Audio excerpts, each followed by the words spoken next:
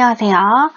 이번 시간은 발전과 신재생 에너지 두 번째 시간으로 전기 에너지의 수송에 관해서 배워보도록 하겠습니다. 자, 먼저 지난 시간 말미 화력발전, 수력발전, 원자력발전 또는 핵발전이라는 것을 배웠습니다. 자, 여기에서 원자력발전이라고 되어 있는 건 다른 표현으로 하면 핵발전이라고도 표현한다고 했었어요. 자, 요 세 가지를 구별하는 건 무엇 때문이죠? 화력, 원자력, 수력은 에너지원으로 무엇이 쓰이냐에 따라서 요 세 가지 발전으로 구별한다라고 했고, 이 세 가지 에너지원들이 뭐 증기를 만들거나 물의 낙차를 이용을 해서 터빈을 돌리죠. 자, 터빈을 돌리면 발전기 안에서 터빈에 의한 운동 에너지가 전기 에너지로 바뀌면서 전기 에너지를 생산할 수 있다라고 지난 시간에 여기까지 했습니다. 우리가 지난 시간에 배운 내용은 전기 에너지 수송 과정 중에서 발전에 해당되는 내용이고요. 자, 오늘은 주로 송전에 대한 걸 볼 텐데, 송전은 전기를 보내는 과정이에요. 그래서 발전소에서 만들어진 전기가 변전소를 거쳐서 1차 변전소, 2차 변전소 뭐 이런 데를 지나게 됩니다. 요거는 송전탑이니까 헷갈릴 테니 지우시고요. 자, 1차, 2차 변전소를 거쳐서 송전탑을 지나서 가정으로 보내어지는데요. 자, 이때 발전소에서 만들어지는 전기는 10에서 20kV예요. 킬로는 10의 3승, 즉 1000배에 해당되는 거고, 얘는 우리가 흔히 아는 볼트, 전압의 단위로 바꾸면 2만 볼트 정도 되겠죠. 발전소에서는 대략 2만 볼트, 만에서 2만 볼트 되는 전압을 가진 전기를 만드는데, 얘들이 1차 변전소로 가면서 지나가는 요 송전선, 요 전선들을 우리가 송전선이라고 부르는데, 송전선에서 손실되는, 송전선은 저항을 가지고 있어요. 전선이기 때문에 저항R을 가지고 있어요. 그럼 이 저항은 뭐죠? 전기가 잘 흐르는 것, 전류가 흐르는 걸 방해하는 애죠. 손실되는 애가 발생을 해요. 요 송전선 때문에 손실되는 전기 에너지가 발생을 하기 때문에 그 전기 에너지를 줄이기 위해서 1차 변전소에서 2차 변전소로, 여기 1차에서 2차로 보낼 때 발전소에서 생산된 전기 에너지를 높입니다. 이렇게 높여요. 그래서 발전소에서 만들어진 것보다 숫자가 훨씬 커진 걸 보실 수 있을 거예요. 자, 이렇게 전압을 높여서 1차 변전소로 보내어지면, 자, 2차 변전소는 이제 2차 변전소를 거치면서 도시로 들어가게 돼요. 그럼 굉장히 고압인 상태가 되면 위험하겠죠? 우리 커다란 전선 밑에 보면 고압, 주의, 고압, 위험 이렇게 써 있는 거 보셨을 거예요. 자, 그런 고압선이 도시 한가운데를 지나가면 굉장히 위험하니까 도시에 다다른 2차 변전소를 지날 때는 다시 전압을 낮춰줍니다. 그래서 2차 변전소 갈 때는 다시 22.9 라고 해서 발전소에서 만들어진 양만큼 다시 다운되죠. 100단위였다가 10단위로 다시 떨어져요. 그 다음에 가정에 들어오기 전엔 반드시 주상 변압기라는 걸 거치는데, 그걸 거치면서 전압이 우리가 쓰고 있는 220V로 낮아집니다. 그래서 발전소에서 만들어진 전기가 고압으로 바뀌었다가 가정에 들어올 때는 다시 저압인 220V까지 떨어진다라는 과정 알아두시고요. 자, 이때 발전소에서 송전하는 전력, 요 다음에 바로 설명을 해드릴 건데, 요 전력은 항상 일정해야 합니다. 그리고 발전소에서 생산하는 전기에너지의 전류는 송전선에 흐르는 전류와도 항상 같아야 돼요. 같다.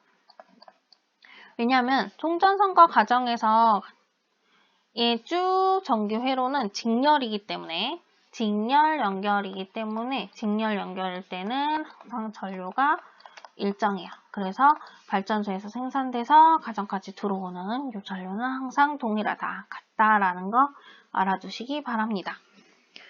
자, 그럼 이제 전력의 개념에 대해서 보도록 하겠습니다. 자, 우선 전력이라는 건 뭐냐면 1초 동안 공급하거나 또는 소비되는 전기 에너지를 우리가 전력이라고 하는데 1초 동안 공급하는 전기 에너지. 그러니까는 일단 밑에 T라는 시간이 들어가 있죠. 시간 분의 전기 에너지가 들어갈 거예요. 요 전기 에너지에 대한 식은 사실 통합과 과정은 아니에요. 그러니까 지금 요 단위는 상식적으로 그냥 알아두시면 됩니다. 아, 그렇구나 라고만 보시면 되고요.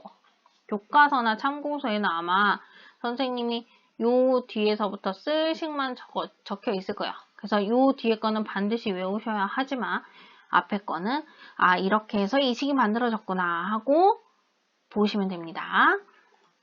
선생님이 이 뒤에 쓸 식이 왜 만들어졌는지 보여드리기 위해서 요 전기에너지 식을 쓸 거고요. 특히 요 전기에너지 구하는 식은 굉장히 심화과학으로 들어가야 되기 때문에 그냥 써보기만 하겠습니다. 일단 통합과학 수업에서는.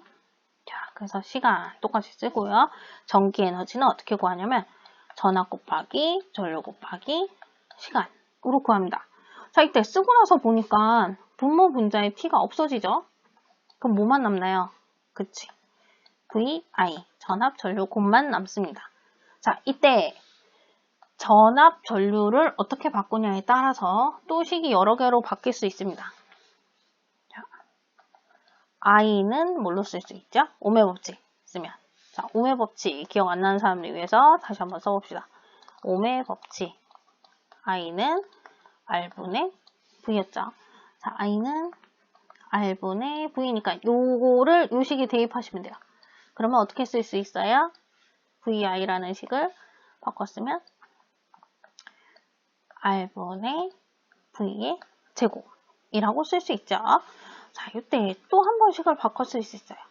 오메 법칙에서 I는 R분의 V라는 식도 쓸 수 있지만 오메 법칙 바꿨으면 V는 IR 이렇게도 쓸 수 있죠. 그거를 여기다 써봅시다. V는 IR을 이용을 하면 식이 어떻게 바뀌나요? VI라는 식이 선생님이 여기다 쓰려고 한 게 아니라 여기다 이걸 쓰려고 했나봐요. 자, 여기 그냥 씁시다. I제곱 R이라고 쓸 수 있죠. 그래서 식을 두 가지로 쓸 수 있어요.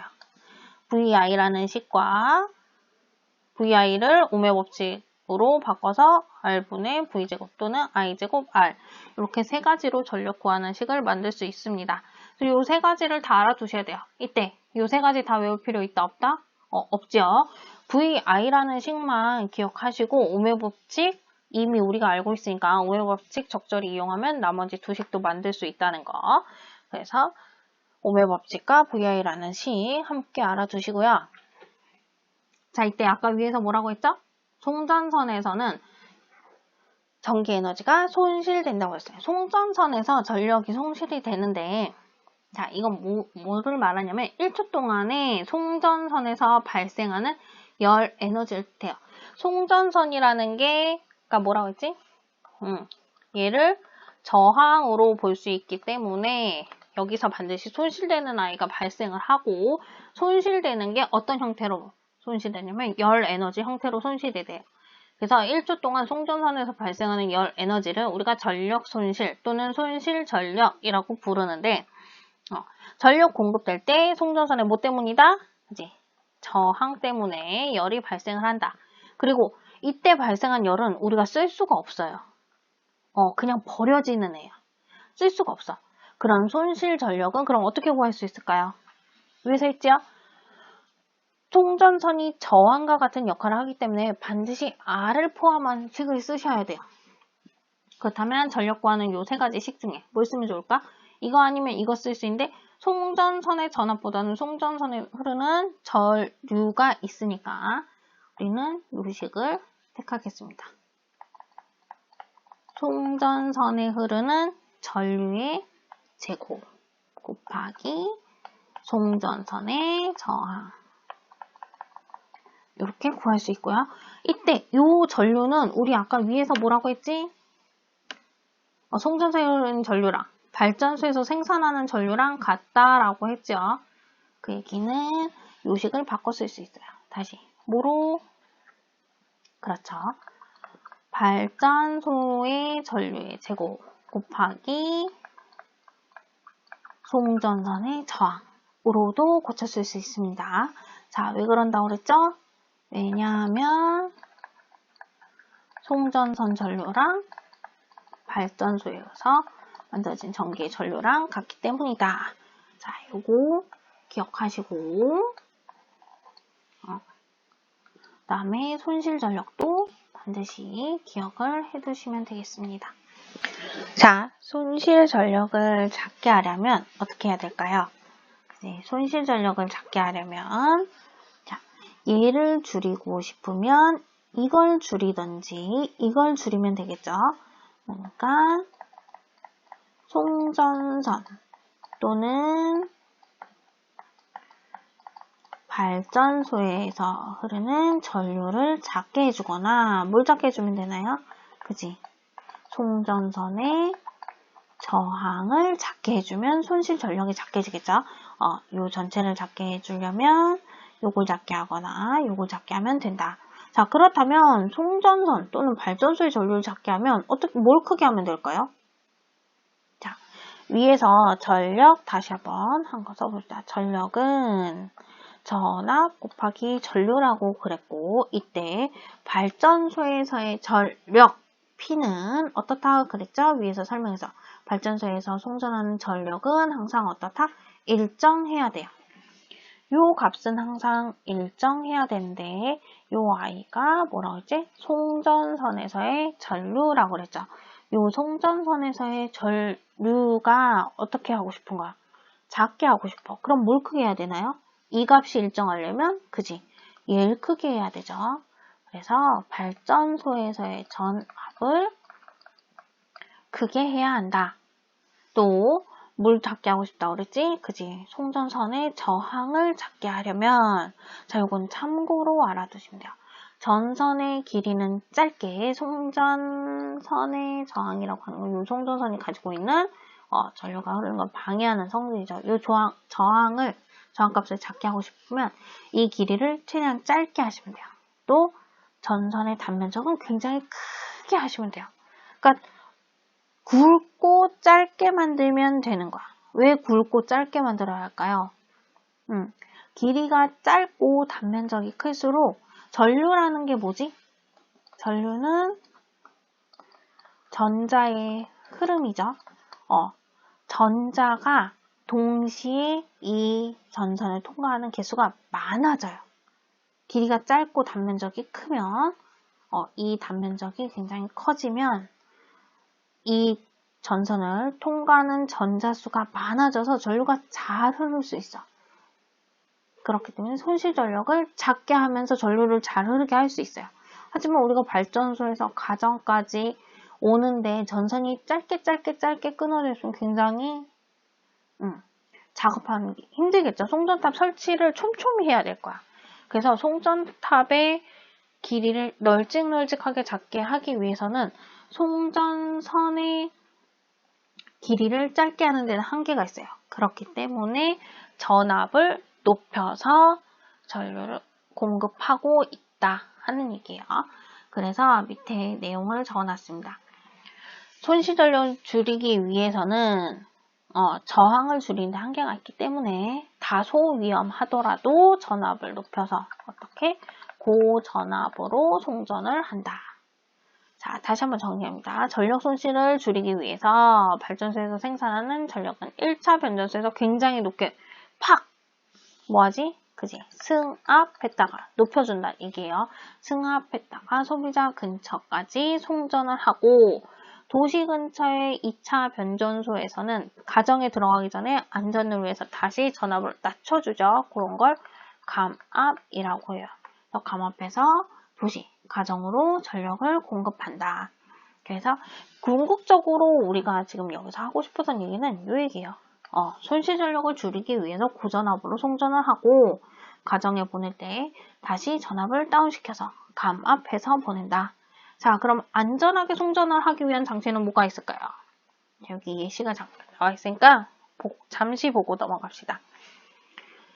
자, 안전한 송전을 위한 장치에는 크게 세 가지가 있는데 첫 번째로 고압 차단 스위치라는 게 있어요. 요거 어디 있냐면 전압을 굉장히 높여서 보내면 내부에 들어있는 전봇대 내부에 들어있는 요 부분 COS 써있는 요 부분 보이시나요? 여기에 퓨즈가 들어있어서 얘가 딱 끊어져서 전류가 더 이상 흐르지 않게 해주는 거예요. 지나치게 높을 때 우리가 보내려고 고압으로 만든 게 아니라 그 이상으로 높은 전압의 전류가 지나가게 되면 퓨즈가 끊어지면서 전류를 차단해주는 전기 공급이 중단되게 해주는 고압 차단 스위치가 이 부분에 있고요.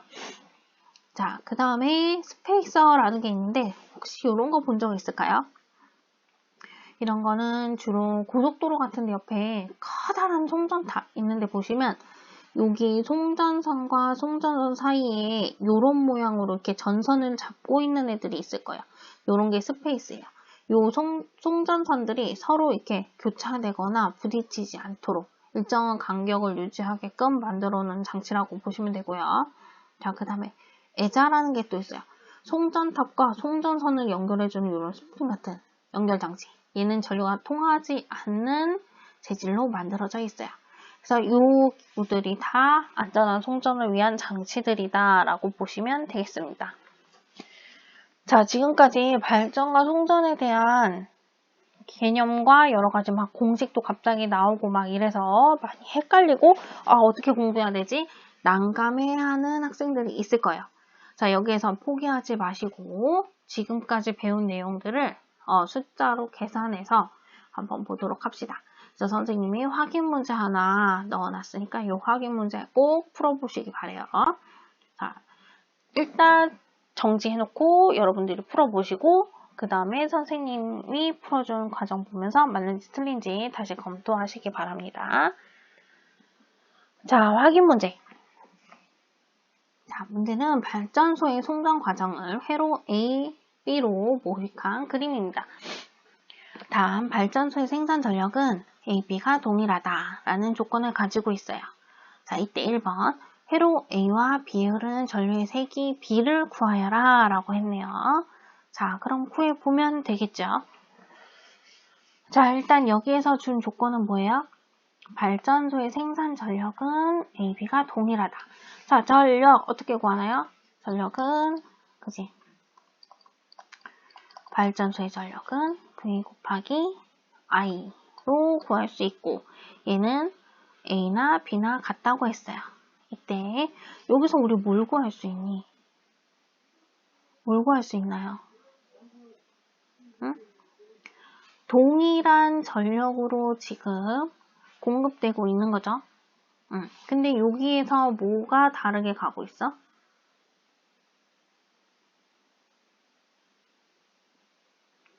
생산 전력은 A, B가 동일하다 라고 했는데 이때 가정에서의 저항은 똑같이 R이고 송전선의 저항도 똑같이 R이에요.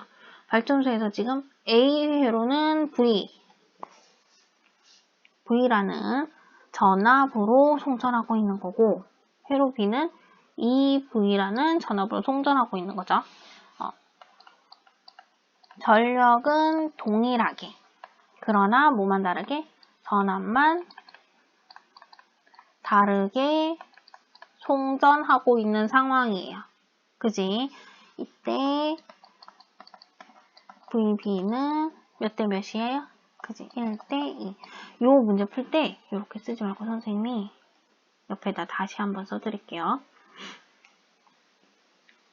B를 구하는 거니까 쉽게 하는 방법이 있어요. 눈에 띄게. 다시 한번 왼쪽에다 쓰겠습니다. 자, 우리한테 주어진 조건은 전력이었고요. 발전소에서 나오는 전력이었고 전력은 V 곱하기 I로 구할 수 있었어요. 그죠? 자, 발전소에서 생산 전력은 AB가 동일하다고 했으니까 1대 1로 쓸 수 있고 이때 전압은 회로 A와 회로 B가 몇 대 몇이에요? 1대 2죠. 자, 얘네가 똑같이 1대 1을 유지하려면 전류비가 몇 대 몇이어야 돼요? 그지? 2대 1이어야 비율이 1대 1 나오죠. 됐나요? 어떻게 하는지 알겠어요? 자, 전압비를 줬어. 전압비가 1대2인데 발전소에서 생산하는 전력은 같아야 돼. 1대1로 같아야 돼. 그렇다면 전류비가 반대여야지만 발전소에서 생산된 전력이 일정하겠죠? 그래서 IA와 IB의 비는 몇 대 몇이다? 그지? 2대 1이다. 로 구할 수 있습니다. 자, 그 다음에 2번. 회로 AB의 송전선의 저항 R에서 소모하는 전력을 구하래요. 자, 손실 전력 구하랬어요. 손실 전력은 어떻게 구한다 했지? 그지? I제곱, R, 전류의 제곱 곱하기 R로 구하면 되고요. 이때 전류 회로비가 몇 대 몇이었어? 그지? 2대 1이었지. 요것도 위에 것처럼 써볼까요? 자, 위에 것처럼 써봅시다. 손실 전력은 I제곱 곱하기 R이고 지금 송전선에서의 저항 R은 똑같이 1대 1이네요. 그러면 전류의 제곱은 A에서의 전류, B에서의 전류 요거네 2대 1이었죠. 2대 1인데 지금 제곱이니까 몇 대 몇이어야 돼? 4대 1이어야 되죠. 그럼 손실 전력은 몇 대 몇이어야 돼? 그치? 4대 1이어야 되지. 그래서 손실 전력 A와 B의 전력비는 4대 1로 구할 수 있다. 이렇게 구하시면 됩니다. 자, 그리고 마지막 3번 문제는 뭐냐면 회로 A와 B의 가정에서 저항 R에 걸리는 전압을 구하여라 라고 했네요. 저항 R에 걸리는 전압은 어떻게 구하면 될까요? 그치? 저항 R에 걸리는 전압은 그냥 우리가 알고 있는 오음의 법칙 쓰시면 돼요. V는 IR로 구하시면 돼요. 저항값이 뭐였지? R이었지. R로 동일하니까 이때 전류는 AB에 흐르는 전류 아까 위에서 보였잖아요. 2대1. 그러면 어떻게 써야 좋을까요? R은 똑같이 1대1이고 AB 이렇게 표시해 봅시다. B면 전류는 2대 1이었으니까 전압비는 몇 대 몇이다? 2대 1로 쓸 수 있다. 그래서 VA와 VB는 2대 1 이렇게 쓸 수 있어요. 자, 지금 새롭게 선생님이 좀 B를 구하는 방법은 이렇게 식을 쓰고 밑에서 계산하면 조금 구하기가 편해서 이렇게 구해봤어요. 조금 새로운 계산 방식이라고 느껴질 수도 있는데 연습을 하시면 이 방법이 훨씬 더 편할 거예요. 그래서 한번 연습해보시고 이해 안 되시는 분들은 오프라인 수업 때 선생님한테 와서 질문하시면 다시 한번 선생님이 설명해 드리도록 하겠습니다.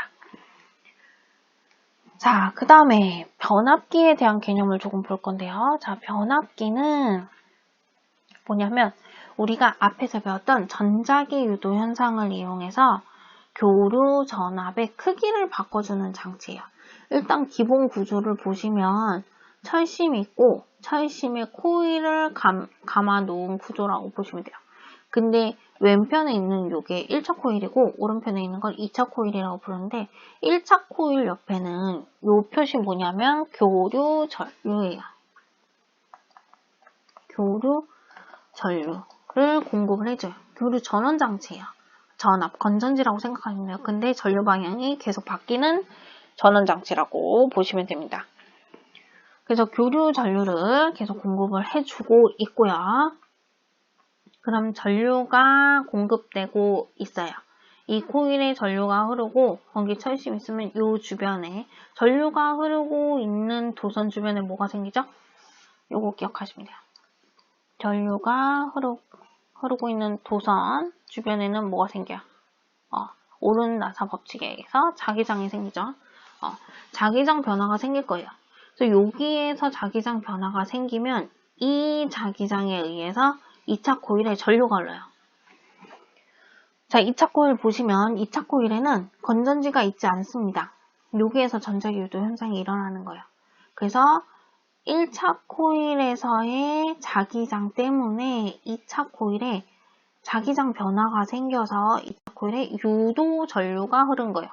이 2차 코일에 흐르는 전류는 유도 전류이고요. 유도 전류에 의해서 생긴 이 V가 우리가 바로 앞에서 본 전자기 유도할 때 봤던 유도 기전력이라는 거예요. 이해되셨나요? 1차 코일에서 만들어진 자기장 변화에 의해서 2차 코일에서 전자기 유도 현상이 일어나게끔, 그래서 전압이 걸리게끔 해준 이런 장치가 바로 변압기입니다.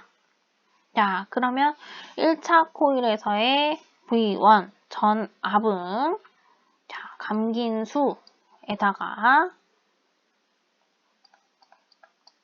시간당 변하는 자기 선속, 1차 코일의 자기 선속에 해당이 되겠죠. 그리고 여기 마이너스 붙어야 되죠. 자, 그럼 2차 코일에 생기는 이 유도 기전력은 2차 코일의 감긴수, 요 마이너스는 방해하는 방향의 마이너스라고 설명했었고요. 앞에서 T2의 자기장 변화, 그리고 B가 아니라 2죠. 2차 코일에서의 자기장 변화라고 표현할 수 있겠죠. 자, 이때 여기에서 1초 동안 변화가 있었다면 2차 코일에서도 1초 동안 변화가 있어야겠죠. 그래서 T1, T2가 같아야 되고, 여기에서 10만큼의 자기장 변화가 있었다면 여기에서도 같은 자기장 변화가 있어야 되니까 phi 1이랑 phi 2가 같아야 돼요. 자기장 변화도 같아야 돼요. 그렇다면 요 V1, V2, 1차 코일에서의 전압과 2차 코일에서의 전압은 뭐에 따라 달라진다? 그지? 얘가 같고 얘가 같아. 얘가 같고 얘가 같죠? 그렇다면 이게, 어이구, 선생님 여기 잘못 썼네요.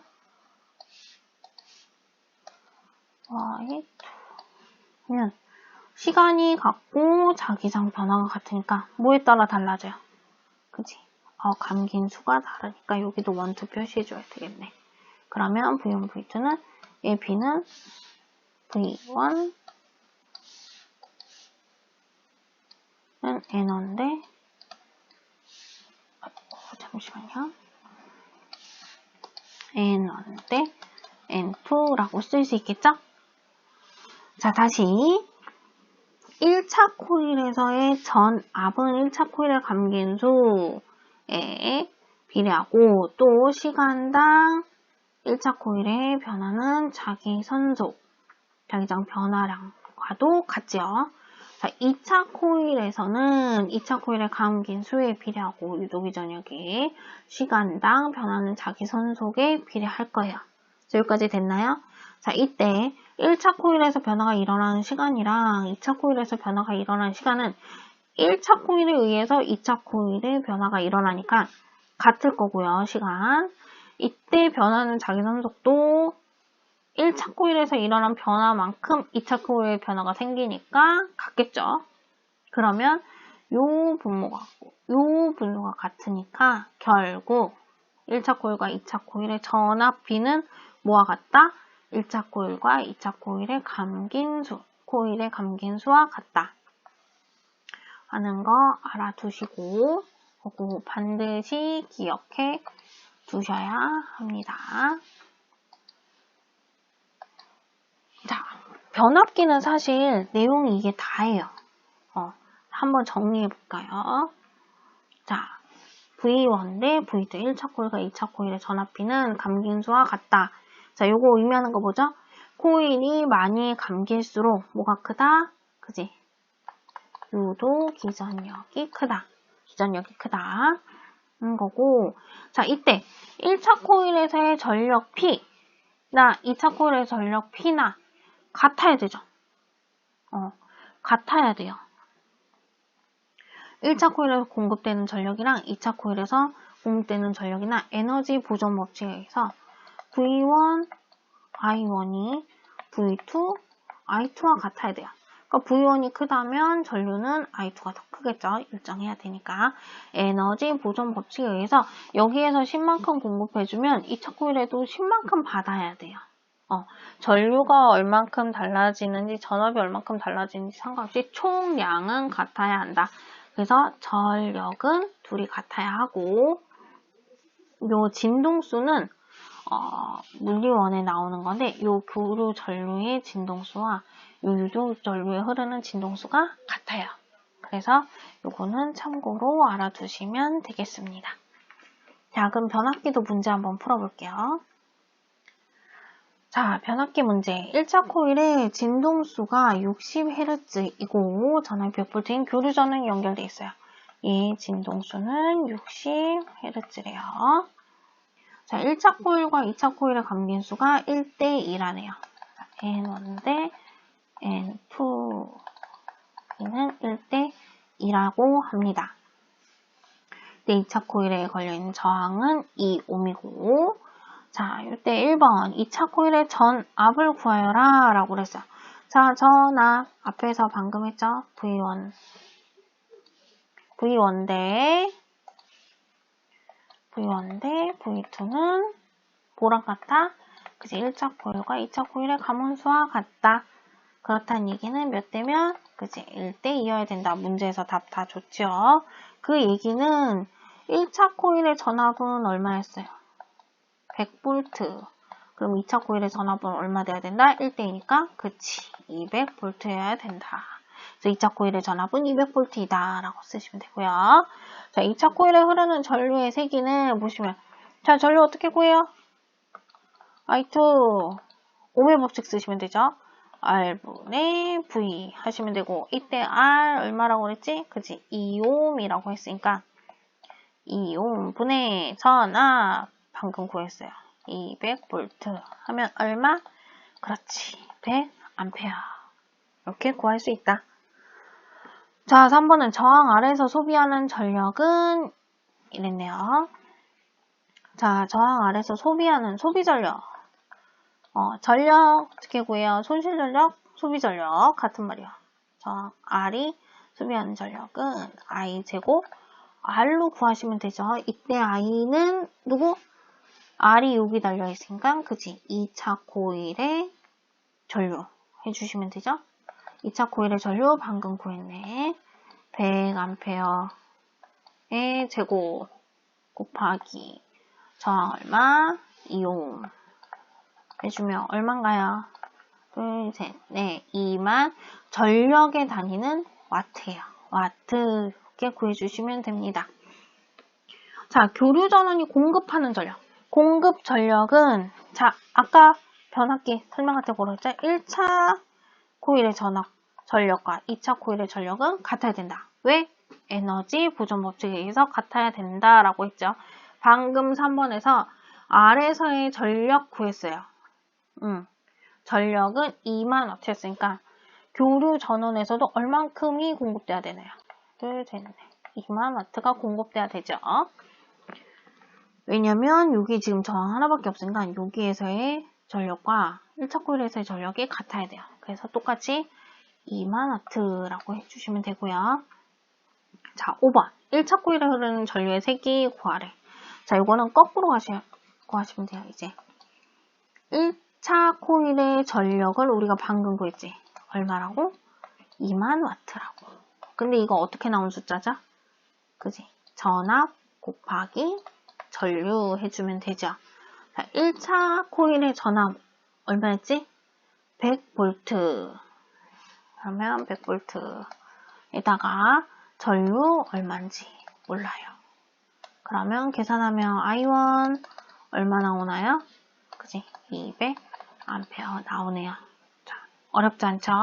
자, 마지막은 진짜 거저주는 문제예요. 2차 코일에 흐르는 전류의 진동수는 진동수도 1차나 2차나 같다 했으니까 이건 생각할 필요 없이 60Hz라고 구하시면 되죠.